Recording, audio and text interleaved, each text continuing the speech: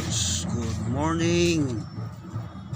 Ito, nandito ako sa bahay ng aso. So, sa alaga naming aso at may pusa pa.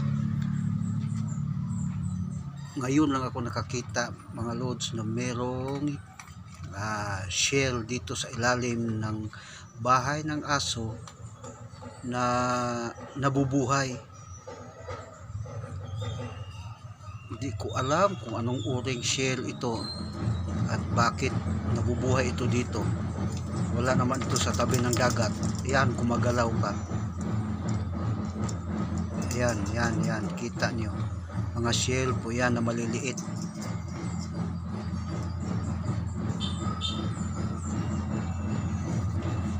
Yan.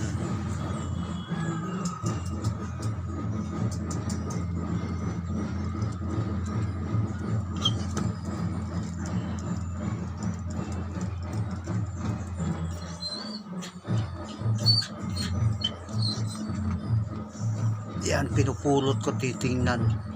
Talagang buhay na buhay. Gumagalaw-galaw pa. Yan.